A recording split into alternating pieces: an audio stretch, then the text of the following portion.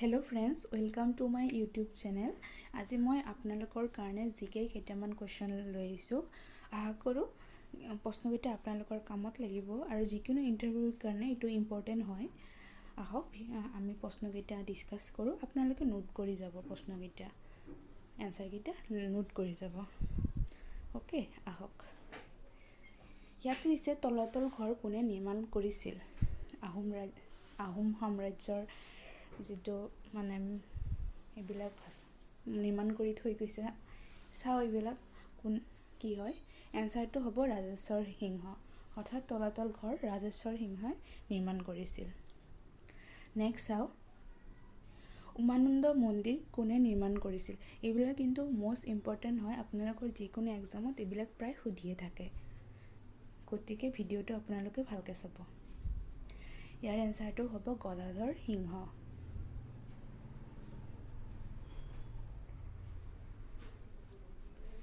Next দিছে উমানন্দ মন্দিৰ অৱস্থিত নদী দ্বীপটো কি বুলি কোৱা হয়? ইয়াৰ এনসাৰটো হ'ব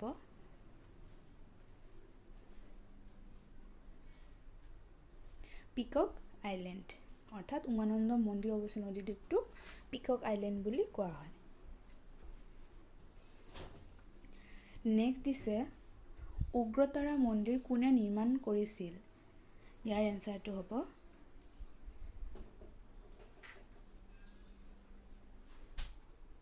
শিৱসিংহ। অৰ্থাৎ শিৱসিংহই উগ্ৰতাৰা মন্দিৰ নিৰ্মাণ কৰিছিল।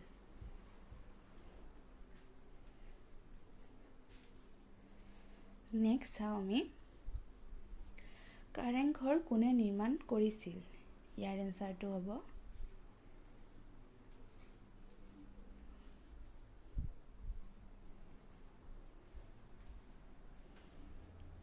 ৰুদ্ৰসিংহ।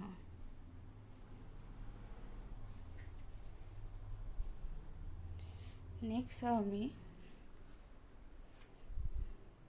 নৱগ্ৰহ মন্দিৰ ক'ত অৱস্থিত?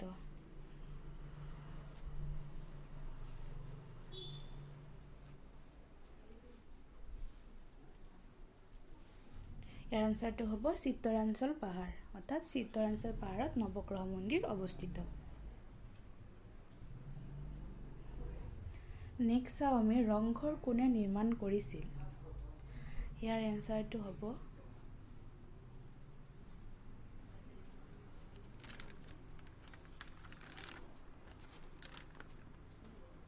প্ৰমত্ত সিংহ।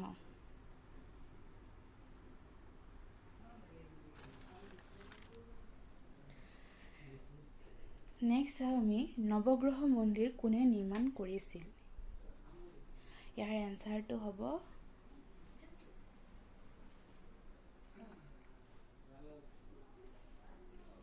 ৰাজেশ্বৰ সিংহ।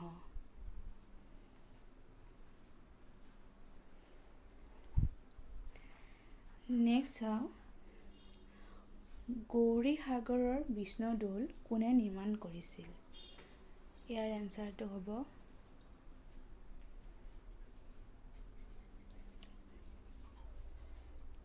বৰ ৰজা ফুলেশ্বৰী কোঁৱৰী।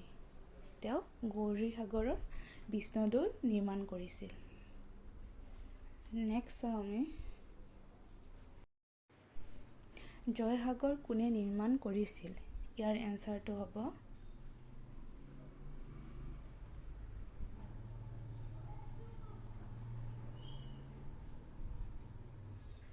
ৰুদ্ৰসিংহ। অৰ্থাৎ ৰুদ্ৰসিংহই জয়সাগৰ নিৰ্মাণ কৰিছিল।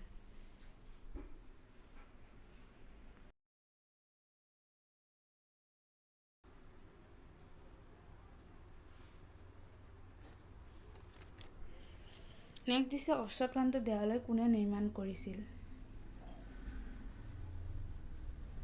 ইয়াৰ আনসাৰটো হ'ব শিৱসিংহ।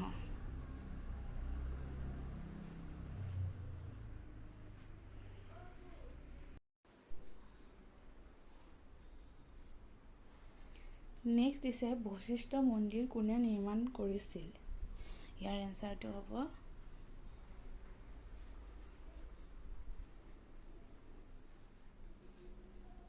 ৰাজেশ্বৰ সিংহ। অৰ্থাৎ ৰাজেশ্বৰ সিংহই বশিষ্ঠ মন্দিৰ নিৰ্মাণ কৰিছিল। নেক্সট দিছে কামাখ্যা মন্দিৰ কোনখন পাহাৰত অৱস্থিত? ইয়াৰ এনসাৰটো হ'ব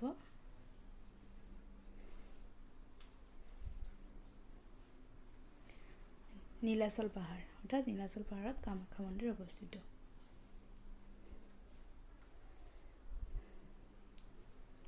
নেক্সট দিছে দৌল গোবিন্দ মন্দিৰ কোনখন পাহাৰত অৱস্থিত? ইয়াৰ এনসাৰটো হ'ব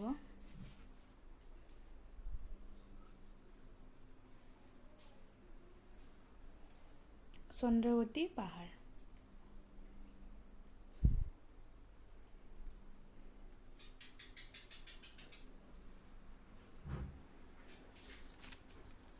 নেক্সট দিছে জয়দৌল কোনে নিৰ্মাণ কৰিছিল?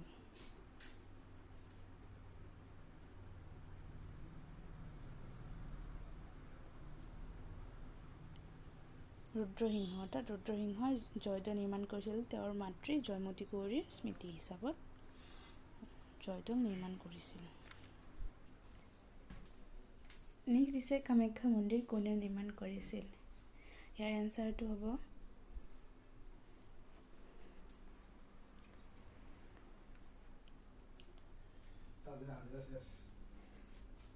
নৰকাসুৰ।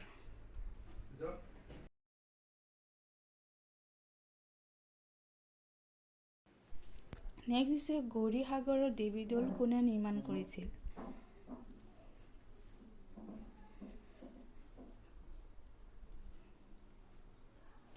ইয়াৰ এনসাৰটো হ'ব বৰ ৰজা ফুলেশ্বৰী কুঁৱৰী।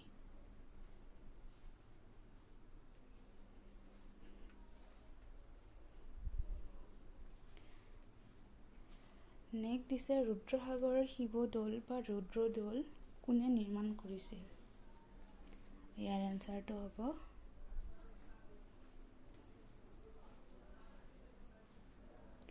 লক্ষীসিংহ।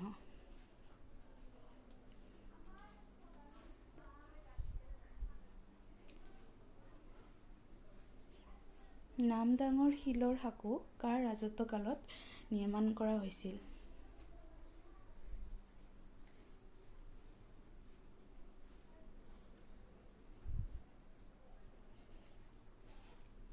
ইয়াৰ এনসাৰটো হ'ব ৰুদ্ৰসিংহ।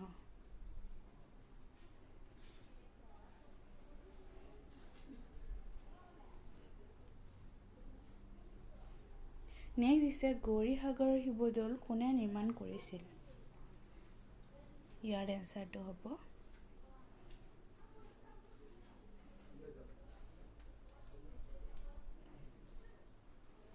বৰ ৰজা ফুলেশ্বৰী কুঁৱৰী।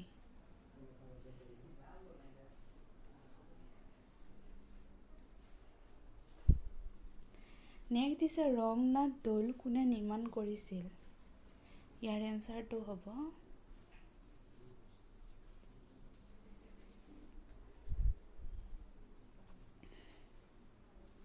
ৰুদ্ৰসিংহ।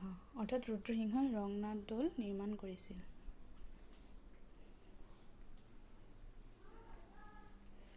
নেক্সট দিছে শিৱসাগৰৰ শিৱদৌল কোনে নিৰ্মাণ কৰিছিল? ইয়াৰ এনসাৰটো হ'ব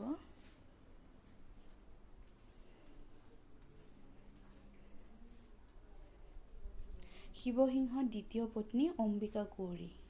তেওঁ শিৱসাগৰৰ শিৱদৌল নিৰ্মাণ কৰিছিল।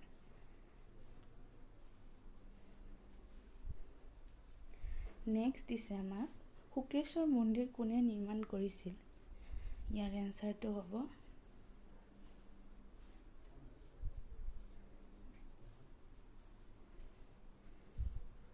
প্ৰমত্ত সিংহ দেৱে শুক্লেশ্বৰ মন্দিৰ নিৰ্মাণ কৰিছিল। নেক্সট দিছে আমাক শিৱসাগৰৰ দেৱীদৌল কোনে নিৰ্মাণ কৰিছিল? ইয়াৰ এনসাৰটো হ'ব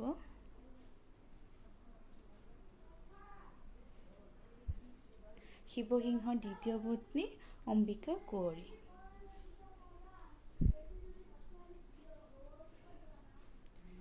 নেক্সট দিছে আমাক শিৱসাগৰৰ বিষ্ণুদৌল কোনে নিৰ্মাণ কৰিছিল?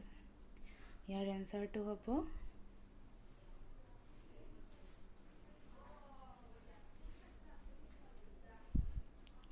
শিৱসিংহৰ দ্বিতীয় পত্নী অম্বিকা গৌৰীয়ে শিৱসাগৰৰ বিষ্ণুদৌল নিৰ্মাণ কৰিছিল। ফ্ৰেণ্ডছ, আপোনালোকে এটা কথা মনত ৰাখিব যে শিৱসাগৰৰ যদি সোধে যে শিৱদৌল, দেৱীদৌল, বিষ্ণুদৌল কোনে নিৰ্মাণ কৰিছে, সেইটোৰ ক্ষেত্ৰত হ'ব শিৱসিংহৰ দ্বিতীয় পত্নী অম্বিকা গৌৰীয়ে। আৰু যদি আপোনালোকক সোধে যে গৌৰীসাগৰৰ শিৱদৌল, বিষ্ণুদৌল, দেৱীদৌল কোনে নিৰ্মাণ কৰিছিল, তেতিয়া আপোনালোকে লিখিব বৰৰজা ফুলেশ্বৰী গৌৰীদেৱে। ঠিক আছে ফ্ৰেণ্ড, আপোনালোকে এইটো মনত ৰাখিব। গতিকে ফ্ৰেণ্ড, ভিডিঅ'টো আজি ইমানতে সামৰিলোঁ। আশা কৰোঁ ভিডিঅ'টো চাই আপোনালোকে ভাল পাব। আৰু যদি ভাল পায় লাইক, কমেণ্ট, শ্বেয়াৰ আৰু ছাবস্ক্ৰাইব কৰিবলৈ নাপাহৰিব। নেক্সট আকৌ লগ পাম আন এটা ভিডিঅ' লৈ।